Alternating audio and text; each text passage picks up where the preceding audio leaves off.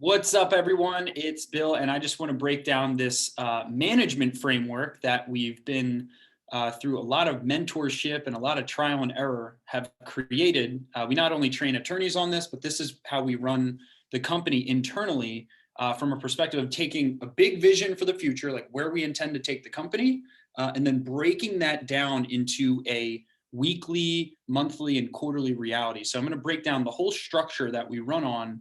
We're going to roll out bits and pieces of this over the next 90 days. So I'm going to share my screen to show you this management framework that we've created. And it basically all starts with having a big vision for the future. So the vision portion of this is one of the most important. So we actually have a document that's called the Vivid Vision document, which is something I learned from Cameron Herold, who's my personal business coach, the COO of 1-800-GOT-JUNK. Scaled their business from 0 to 106 million or so in 5 years. And he personally coaches us on how to roll all this out for our teams and our company. So basically, the Vivid Vision is a document that breaks down exactly what the company will look and feel like 3 years from today. So I created this Vivid Vision at the beginning of 2021. So this vision ends at 2023.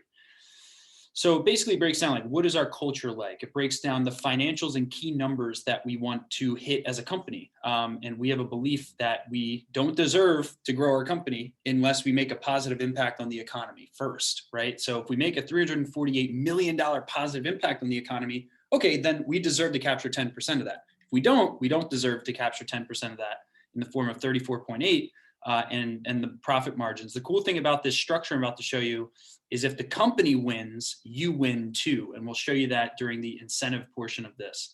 But the vision is essentially like, what are our core business activities? What business are we in, right? What's our coaching program look like? What does our sales and marketing department look like?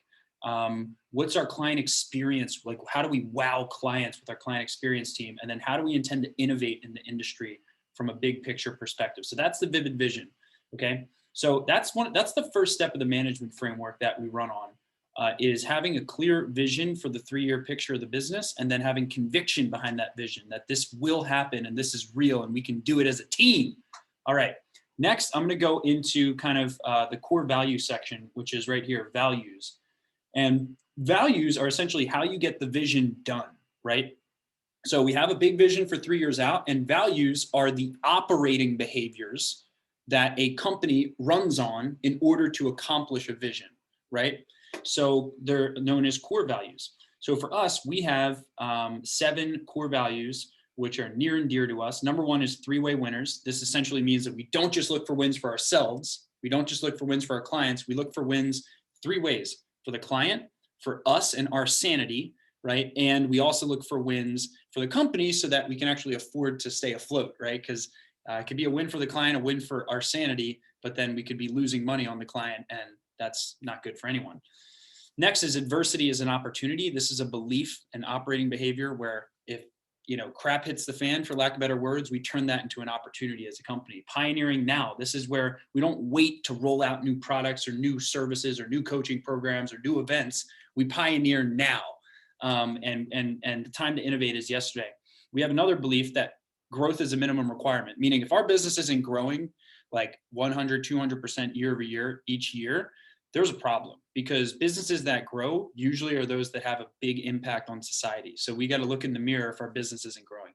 Give more value than you capture, right? I mean, Andy and I do this through our YouTube channel and all the free events and webinars and ebooks and all the stuff that we do, right? So this is a shared belief. The next one is educate always. When in doubt, educate our clients, educate our prospects, educate our market. And last but not least, be the bar. Be the bar is be the standard, be the example for our clients, for our team in doing the things that you would expect of someone else that you trusted in, meaning, show up when you say you're going to show up, do what you say you're going to do, and be the standard. So those are the core values. This is how we get the vision done. The annual plan is basically how we take a vision and we break it down into an actual annual plan with projections on a monthly basis. So I'll show you what this looks like. So when we're running the company, like next year, our goal is to do 17.4 million, right? As a business, which is going to provide a ton of incentive opportunities for you to make a lot more, to make a lot of bonuses and quarterly bonuses and stuff like that, which is really exciting. But this is how we plan the year through an annual plan. Is we set our target, 8.7 million, which is our goal this year. And then we go and project how much do we expect to come from marketing services? How much do we expect from coaching and online sales? And then we obviously, since we run on monthly recurring revenue as a business, we always have to be calculating what is our tolerable loss rate on lost accounts, because we don't want to lose too many accounts, or the new sales we bring in can actually be offset by the accounts we lose. So it has to be a net increase in order for us to reach our goals. So that's the annual plan, right? So these are the big picture 3 things that have to be in place in order to reverse engineer growth into reality and a vision into reality. Okay. So after we have an annual plan clear, which we do every year, so we're coming up on this, we then need to break that annual plan into quarterly boulders. So quarterly boulders are essentially like where we select the 3 to 7 goals as a company and per department and per individual, right, that we want to commit to for a 90-day window, right? So there's 4 quarters in a year. Q1, coming up is January to March. So as an example, we're going to have an offsite quarterly decision retreat, which you can see right here. We're going to have a quarterly retreat where the leadership team goes offsite. We look through all of our numbers, we analyze our numbers, and we select what are the 3 to 7 quarterly goals we want to commit to for the quarter, so that everyone has crystal clarity, right? So in this process, we're going to whiteboard everything out of our heads. What are the 35 things we could do for the next 90 days, right? And then we're going to go and circle the final 3 to 7 for the entire company. So that's the analysis and selection process. The reason they're called quarterly boulders is because if you were to fill up a glass and first fill up the sand and then the gravel and then the rocks, everything wouldn't fit in the cup. But if you first fill the cup with rocks, i.e. your top priorities, then you fill in the pebbles, which are your medium priorities, and then the sand goes in last and fits through all the crevices and everything, you can fit everything in one cup. And the sand is email, distractions, client problems, and things that take us off of the big purpose that we have for a quarter, right? And then this also happens per department. So we're going to have an SEO department set of goals. We're going to have a PPC department set of goals. We're going to have a social media department set of goals, a marketing department set of goals, sales team set of goals, a client experience set of goals, making clients happy, right? So that's analysis and selection. We store them all in one place, okay? And we have a quarterly blast off meeting. I'll show you what this looks like. So we're going to store all of these goals in one place, okay? One place we like to store our goals is in what's called Basecamp, okay? So I'll show you what this looks like. So Basecamp is a tool that we use. Once we've selected our goals, you can see here, there's a folder. We're going to store our finalists, okay? We're going to store them here. So these are the 7 goals we committed to for Q4 of 2021, okay? And I'll get back to these in a second. We also store them in a tool that's called monday.com. Okay, so in here, you can see our company rocks or boulders. We transitioned from using the word rocks for our quarterly goals to now boulders, because boulders are more severe and it allows us to focus more on them. So in here, we store our quarterly rocks in one place, right? I'll come back to this. So it's very important that our goals are stored in one place, right? And then we have a quarterly blast off meeting. This is where we have a presentation where we go through, like I call it a Steve Jobs presentation, where we actually go through why we're committing to these goals. Okay, I'll show you what it looks like. Here's an annual planning template. We're basically going to have a PowerPoint, okay, where we announce to the whole company where we're going and why we chose the goal. So that's the quarterly blast off PowerPoint. So every single quarter, we're going to start the quarter with a bang and say, here are our goals, here's why we chose them. And we're going to get input from everyone on the team to determine if they're the right goals and seek feedback and everything. And then we're going to report on those goals on a weekly basis, right? And we do that through one of our meetings, okay? The next part of this, so the number one key to take away from this is that we have to run the company on 90-day clear and low number of key goals, right? Then strategic planning is how we intend to get these boulders done through actual plans, right?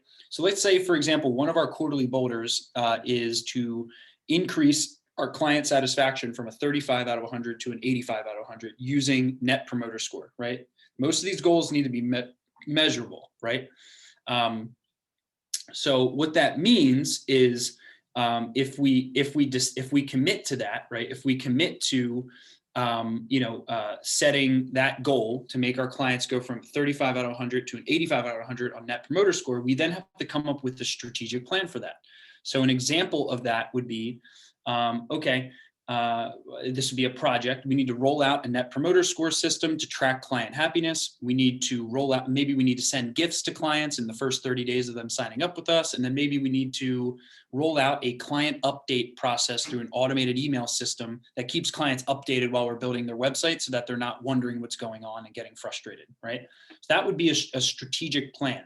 You can do a project-based strategic plan, which is like a one and done thing. Like, how are we going to get this project done? How are we going to roll out a new CRM, right? And we do the project planning, the strategic planning primarily through a milestone plan, which I'll break down in a second. And then we have departmental strategic plans. How do we want to improve our sales and marketing department? How do we want to improve our operations department? This is geared for lawyers, so remove the word case for us. How do we want to improve the way that we deliver service to clients? And then how do we want to improve our client communication systems, right? So I'll show you kind of how we do strategic planning, because the materialization of this comes across in what are called boulder launch plans. So I'll show you what this looks like. Okay, so for this CRM, we wanted to roll out a new CRM this quarter. Okay, so if I click into this, you'll be able to see an example of a strategic plan. So we said during our quarterly meeting, okay, we want to roll out CRM. We want to roll out a new CRM. So we said, what needs to happen? What are the key steps that need to happen in order for us to roll out a CRM? Well, milestone 1 is we have to hire a CRM consultant. Milestone 2 is we need to do functionality and standards planning. We need to plan out the standards of the new CRM. Last but not least, we have to go through cleanup of our current CRM, and then setting up the new CRM. So cleanup and setup is milestone phase 3. These phases, okay, then get stored in a tool called Monday.com. So you can see our company boulders or rocks here. If I go into the CRM one, you'll see that our milestones have been transferred into Monday.com. So the milestone plan, we call this a milestone plan or a boulder launch sheet, okay? Gets stored into Monday.com so that we can actually track, are we on track? Do we get each of these individual steps done throughout the quarter, right? And then this same thing has been done for our renewal and upgrade plan, okay? And these are stored in Basecamp. They're also stored in Monday.com, right?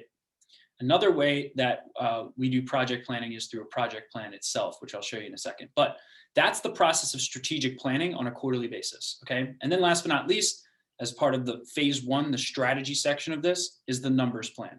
This is us. I just showed you the profit and loss budgeting sheet, okay? But then there's also an incentive sheet so that as the company grows, you make more money. You make more money in bonuses. You have promotion opportunities. You can step into more responsibility roles if you want, right? And that's all tied into the incentive sheet so that you know exactly what your quarterly bonuses are and what are all the incentives we're paying out as a company. Are we paying out incentives on 5-star reviews that you can get from clients? Are we paying out incentives on client renewals, blah, blah, blah, blah, blah, right? Or new sales. Then we have company and departmental scorecards. I'll show you what this looks like in a second. And these are covered in our meetings. But the company and departmental scorecards are in our meetings. Okay, so here's an example of a company scorecard. I'll kind of zoom in here so you can see. And again, this is designed for a law firm, but this is also how we run our company. What are the key numbers that you need to be reporting on a weekly basis, right? So every single week, we need to stay on top of like, how many new clients did we sign up? We need to say, how many new consultation applications did we get last week? What's our marketing ad spend last week? And how does that compare month over month, right? How many YouTube videos did we publish last week? How many blog posts? How many 5-star reviews did we get? How many client testimonial videos? What's our net promoter score? How happy are our service team clients, right? What are our recruiting actions? Who are we recruiting for, right? This is called the company scorecard. And then you can also have scorecards per department, right? So you can have scorecards for specific departments, like just the SEO department would be tracking certain key measurements, like 10 numbers every single week. and PPC team and marketing team and sales team, et cetera, right? And that's the numbers planning, right? And then the marketing budget allocation is for the marketing team to know where they're going to spend money on Facebook ads, Google ads for our own marketing for ourselves as a business. So put all this together, and this is the strategy portion of the management framework, okay? The next phase is what's called the execution phase. This is phase 2 of the framework. So once we're clear on our strategy, we have quarterly goals set, we have a strategic plan set, okay? Everything's, the whole team's on the same page. We've had a blast off meeting. We have a numbers plan in place, which you don't have to be too concerned with. Just the leadership team will kind of put this together for you so you have clarity, right? We have all this stuff set. Well, newsflash, nothing's going to happen if we don't execute, right? So it's one thing to set goals. It's another thing to actually get the goals done on time and under budget. So that's where the execution phase comes in. It's 3 simple prongs, right? And one prong of getting into a really rapid execution basis, like executing 10 times as much in a week for half the work, right? Is first transitioning to a project-based mindset, right? Where we're always asking ourselves, okay, we have our strategic plan clear. We know where we're going on our quarterly goals. What is the key project that I can focus on this week, right? And one of the key tools that we use when we're trying to execute an individual project is what's called the project planner. So a project planner is basically a way to break down an idea into a tangible action plan. Let me just X out of this real quick. But it's how to break down an idea into a tangible action plan. So here's what that looks like. If I can just pull that up again. Okay. So we're going to first, like if Andy or I come up with crazy ideas and it's stressing you out, you should demand a project plan from us, because we're going to stress everyone out because we're the same personality types with all these crazy ideas all the time. So you should force out of Andy or I a project plan. Okay, is this involve the marketing department? What is the actual result we want from this project? What are the 5 itemized truths, 5 things that must be done? Why is this so important right now? What if not done at all, what will happen? What's the negative consequence? On a scale 1 to 10, how high priority is this? Who created it, Bill or Andy? Who's responsible for getting it done? Who's involved? When was it created? When was it communicated to someone else? What quarter will this get done in? And what's the deadline on the project? This will immediately shut down all of the stressful, crazy new ideas that Andy, myself, and the creatives on the team come up with all the time. So that's a project plan. It's very important that we always know what our top 10 project list is, though. So when we have all these new ideas as a business, we have to, as a team, work together to make sure we know these are the top 10. And we're going to say no to other projects until these 10 are done, right? And we can keep it an inventory, like a Google Doc or a Google Drive folder of the project number 11 through 50, but we can't do more than 10 projects at any one given time. And it's really important that we first look at what projects can get our quarterly boulders done, and then we can go into new areas if we've gotten these boulders done. But this right here, the boulders, will solve so much anxiety in the business where it feels like we're just running around like chickens with our head cut off, right? So that's the key about project planning. I'm not going to go into any of this other stuff, but the EOPs, okay, it stands for Excellence Operating Procedures. Most businesses run on what are called SOPs, Standard Operating Procedures, right? So a EOP is an Excellence Operating Procedure, which is a way we call them, because who wants standard, right? That you didn't sign up to live this one life on planet Earth to live a standard existence. We want to live an excellent existence. So we call them Excellence Operating Procedures. So at the end of the day, there needs to be a place where we store our procedures as a business. For us, we use a tool that's called Lessonly. So you can see in here in Lessonly, we have procedures for every single section of the business. How do we onboard clients who sign up for marketing services with us, right? We have systems for how to set up local services ads. We have systems for our marketing department and how we hold challenges, for example. Like I'll show you challenge webinar principles, okay? And then if I click in here, we'll have an entire EOP, okay, on how we run our challenges, right, as events in the marketing department. So across all pieces of the company, we have a culture of using our EOPs, our procedures, right, and a culture of, if we find something that's not working, For example, if we're having a recurring problem with client onboarding and people being pissed that their websites aren't launching for 4 months or something, we could either complain about that and keep putting out client fires, or we can go and actually improve our EOPs and actually make an actual change to our processes and then communicate that to the team, right? Which is what we call team briefing and redirects, right? So it's, this applies to both EOPs and projects, but whenever we're launching a new project or we're launching a new process or an edit to one of our existing client processes, we then have to brief the team on it. Hey, just letting everyone know, this is why morning huddles are so important. Hey, just letting everyone know we changed, how we onboard clients. Go refer to the process if you want to go read what we changed, right? It's very important that we let everyone in on the enhancements that we're making, right? And that we're also tracking the project execution through monday.com or a tool of something similar, right? And team documentation standards is basically like there needs to be a standard where if you find something that needs to be improved, you don't just complain about it. You go and actually fix it and take the reins, right? Which comes back to one of our core values, which is another example: pioneer now. Never wait for someone to fix something for you. Like, go fix it yourself. By all means, go innovate. We don't want to hold anyone back here. We want you to be the CEO of your life. And run your own business within the business almost. We want you to have that much autonomy. So run if you see something that needs to be improved. Okay. So we need procedures, a culture of using procedures and documenting procedures, having it all in one place to get the recurring stuff done. But then we also need to learn how to transition to a project basis where if we're rolling out a new CRM or we're rolling out a new client experience process or something new, we're doing a project for a summit we're holding or a challenge or an event we're holding or something like that, we have to be able to distinguish, okay, is this a project as part of our quarterly boulders? Is this a separate project?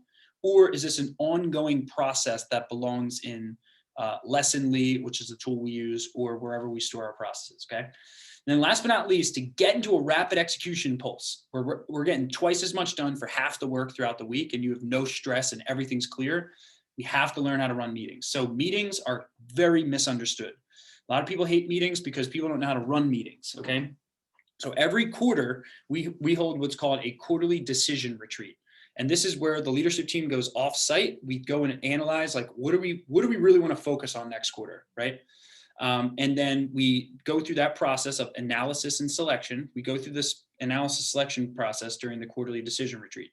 Right. So we go through the process of, okay, what's working, what's not working, where do we want to expand, what do we want to do, blah, blah, blah, blah. And then we'll select our 3 to 7 finalist boulders, right, for the quarter. And maybe we'll have some of the ones that aren't chosen as finalists for the company will then become departmental boulders, which I'll show you a quick example of that. Departmental boulders, good example. If I go to Monday, you'll be able to see our services departmental boulders, right? So we have one of our services team departmental boulders is to test new landing page platforms and assess them, right? So we broke that down into sub milestones as well, right? So this is an example of a departmental boulder or rock, right? And these are the company-wide rocks, okay? So the quarterly decision retreats is where we decide on our direction for the next 90 days, right? At the end of the year, we're going to try and make some assumptions for the entire next year, like 2022, for example, okay? Then daily energy huddles. This is where every single day for 7 to 15 minutes, we go live the same time and with the whole team, and we just we'll do some team compliments where we'll share gratitudes with other team members. We'll go through big company updates people need to be aware of. We'll get people into a high energy state. We'll play some music. We'll do some rounds of applause just to keep team camaraderie in a virtual environment strong. And then this is where it gets really important. They're called agended meetings, by the way, not just meetings. Agended meetings is not you stumble into a meeting and whatever we talk about, and it's all just putting out client fires. An agended meeting is where we come in with an agenda. We know what we're going to talk about in advance of the meeting and we talk about it and we solve it, right? And weekly accountability meetings are the most powerful meetings in the company because we have a leadership and a departmental meeting every single week. And a leadership team meeting and a departmental meeting, they're run exactly the same. It's just different people in the meeting. So a leadership team meeting is the actual leadership team of the entire company, right? So leadership team will meet once a week and we'll go through big, like steering the ship things, like big initiatives and stuff we need to pre-plan for, and problems we need to solve across the whole company, right? This is stuff like recruiting and direction and goals and processes that need to be fixed across the whole company and stuff like that, right? So zoomed out stuff, big investments, big opportunities, like stuff like that. Departmental meetings are the department moves meeting, leadership moves meeting, department moves meeting. Okay, these are also broken down in the book you're going to be shipped. What the heck is EOS? These two meetings, the department meeting, let's say we'll have a client services team meeting.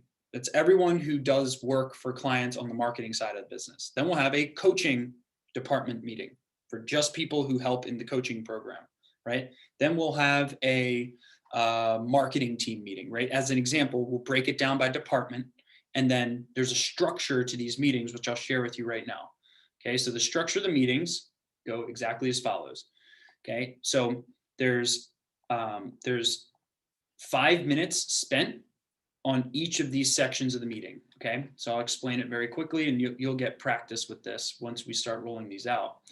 But first, we always start a weekly meeting with wins, just quick wins from the last 7 days, right? So we'll spend 5 minutes on this, okay? Then we'll go to our company scorecard. So we'll go through like a company or departmental scorecard. So we'll spend 5 minutes sharing wins to everyone in the meeting, right? Going across the table. Then we'll go, okay, what are our numbers from the last week? How does that compare to over the month, over the quarter, et cetera? So, okay, we got this many consultations in last week. We had this close rate. We had this many clients sign up with us. We had this much clients renew on another 12 months with us. We had da, da, da, da, da, da, da. Go through our scorecard numbers. This is 5 minutes, no storytelling, just here's a number, here's a number, here's a number, right? Then we go through our quarterly rocks or boulders, as I just explained. So then another 5 minutes on this. We'll have our top 6 or 7 goals listed here as a company or as a department. And then we'll go through and we'll go, okay, is this boulder on track or is it off track? And we'll select on track here or off track here. Again, no stories, just on track, off track. I'll show you where we do the discussion point. Then we'll go through our headlines section. Okay, so headlines of the meeting are essentially where we break down what are some important updates that everyone needs to know about, upcoming events, things that just happened in the last week that everyone needs to be aware of. And then also positive testimonials and headline, people complimenting us, new 5-star reviews that came in to build the energy, right? So we'll document headlines here, okay? And we have another tool that we use for this, but I'm just showing you the structure. Then we go through our weekly to-do list, right? So then we'll go through, what are our top 3 to-dos for the next week? And that's another 5 minutes. So again, it's 5 minutes on wins, 5 minutes on scorecard, 5 minutes on the quarterly goals, 5 minutes on positive headlines, 5 minutes on weekly to-dos. And then we spend 60 minutes, okay, on what's called IDS, which stands for Identify, Discuss, and Solve Problems. So in here, we'll basically go through, okay, any of the quarterly goals that were off track, we're then going to identify like, okay, identify what's the root problem, discuss that problem, and then come up with a solution, IDS, okay? Well, also, if one of the scorecard numbers were off track or like super low that we reported on, we want to go through that during IDS. If, there was an important headline announcement that everyone needs to, work on, that would be covered in IDS, right? The important thing is that we actually have solutions tied to everything. We want to spend limited time identifying, limited time discussing, and most of the time coming up with a clear, measurable solution. This is what makes meetings productive. This is what makes your weeks tremendously more productive when every single meeting is ending with action, action, action, action, action. And then we end every meeting with 5 minutes of rating the meeting. So everyone who is in on the meeting will rate the meeting on a scale of 1 to 10 as to how they enjoyed the structure of the meeting. Be honest here because it allows improvement for the next meeting, okay? So this is how we run the leadership moves meeting and the department moves meeting, also known as L10, which stands for level 10 meetings. Why are they called level 10 meetings? Because we want everyone to rate these a 10 out of 10. We want them to be a level 10 rating meeting. Not that you need to cheat and say level 10 if it wasn't a level 10, but that's the goal, is we want them to be level 10 meetings, right? 10 out of 10 on the scale. One-on-one coaching. Okay. So right now, like a lot of the meetings that are happening are one-on-ones, right? So one-on-ones are meant to just be about the alignment of a team member's goals with the goals of the company, and then obviously problem solving on individual items, right? Like day-to-day client issues or things that you need help with. That's where one-on-ones help. Usually a manager or director will hold a one-on-one with their team, right? Each member of their team. Okay.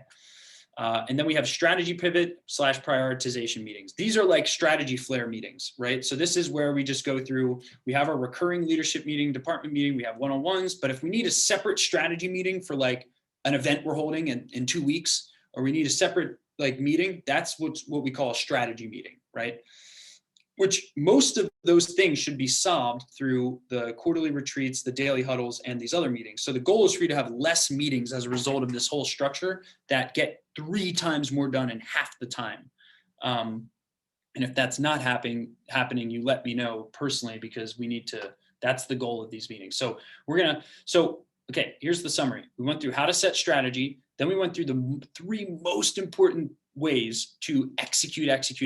And that's through project planning and delegation through your team, EOPs or documented procedures, right? And then agended meetings, right? Which we went through all the different types of meetings. If we're doing all this, we're in massive execution mode. But then there's a third section, which is called leadership, right? And we expect everyone on the team to be leaders in their own right, right? So this requires us to get into a team mastery, because the way strategies get done and you execute things is through people, right? So the quality through which we deal with people will determine the quality of our results as a team. So we have to get really good at understanding, first of all, org charts. Okay, so I'll explain the org chart section. So this is the first section of it. We're going to skip this again because this is more personal, like personal development stuff. So an org chart, what is an org chart? Well, I'll show you. Here's a 26-person org chart, okay? Clear person who's in the visionary role, integrator role, sales and marketing lead, operations lead, finance lead, okay? And then teams beneath these people, okay? This is a 26-person org chart, okay? Which is now our team is bigger than that. Okay, and then here's another example of an org chart. This is a 43-person org chart, okay? Similar structure, visionary, integrator, director of e-commerce, okay? So you can just see similar traits here that this would be the leadership team, right? These 5 roles up here in this org chart, okay? And this is a 43-person org chart, okay?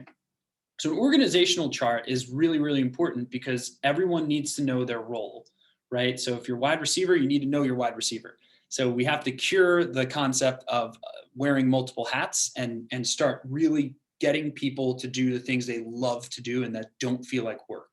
And that requires you to be very vocal and open about the stuff you hate doing, which we're going to help you eliminate in your position. Okay, so there's future org charts, which is where are we going in the future? And then there's a current org chart, which is where we are right now, right? And we're always balancing both. And then there's an employee maturity model as part of this, so that you know what does it take for you to go from a specialist to a manager to a potential director role to a potential VP role, et cetera. Like there's different levels of responsibility that are required for each role within a company. Okay, so that's the organizational chart or accountability chart. This alone is going to solve so much confusion across the team, where everyone knows exactly what their role is and what they're not supposed to be doing. All right.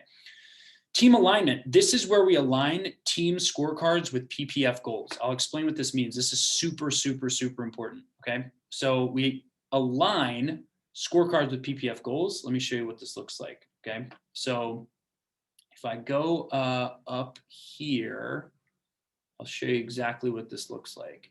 So we have this document right here, okay?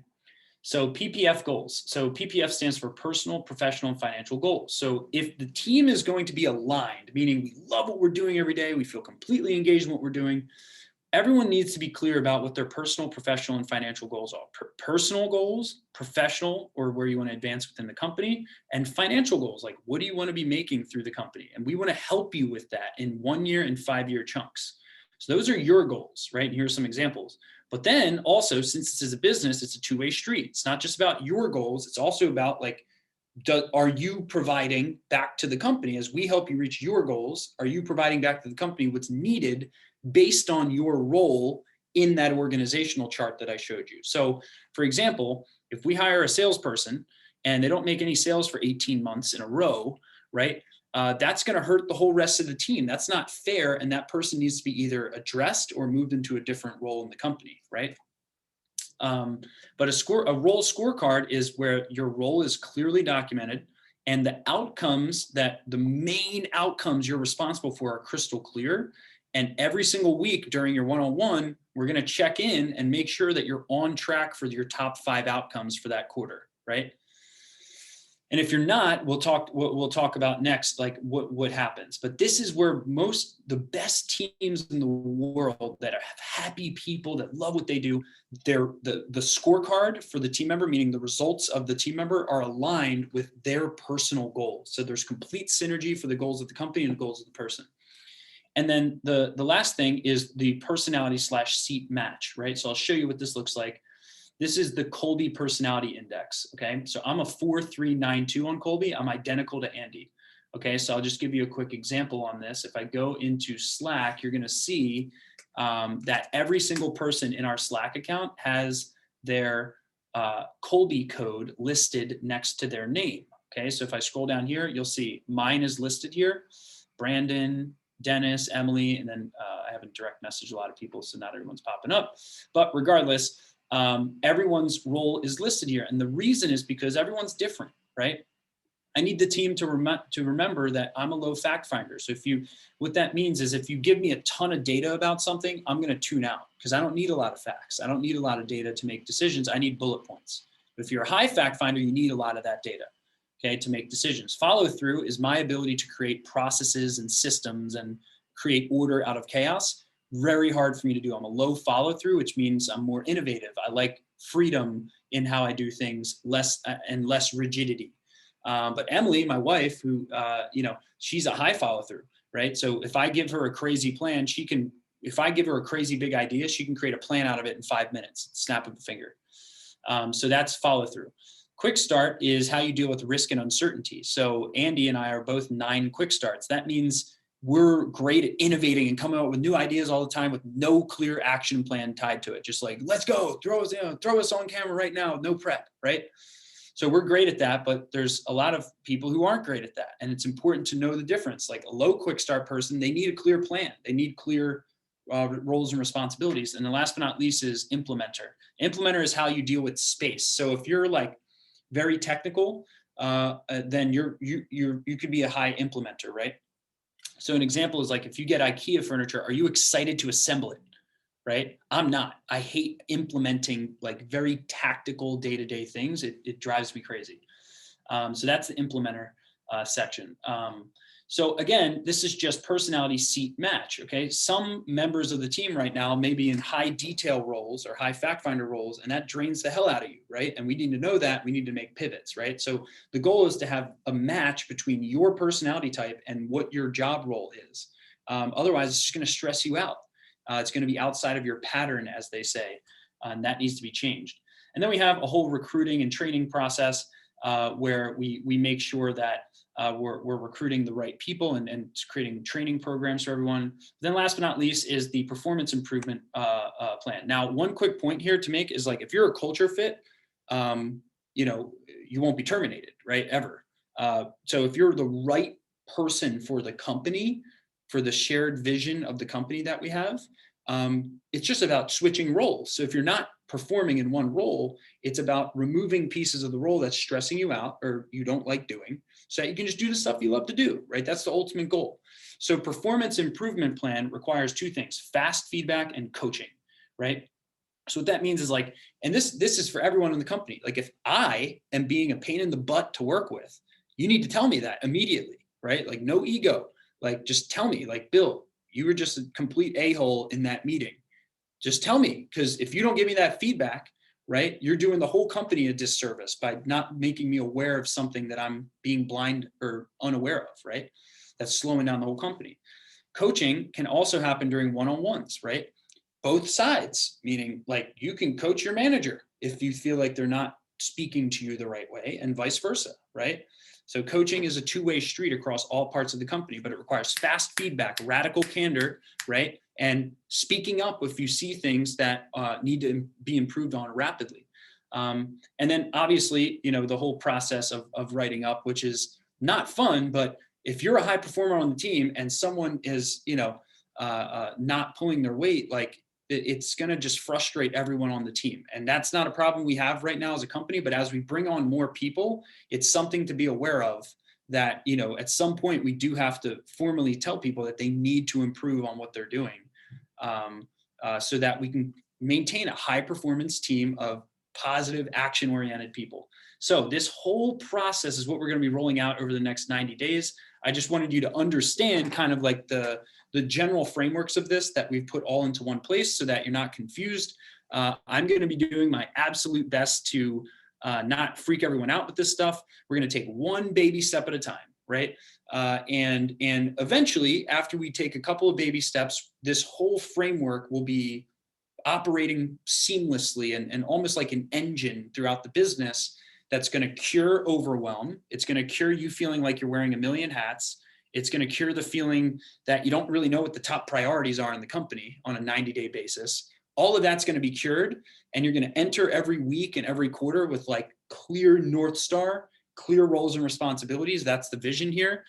We got a lot of work to do. We got to merge our services teams. We got to merge our coaching businesses together into one.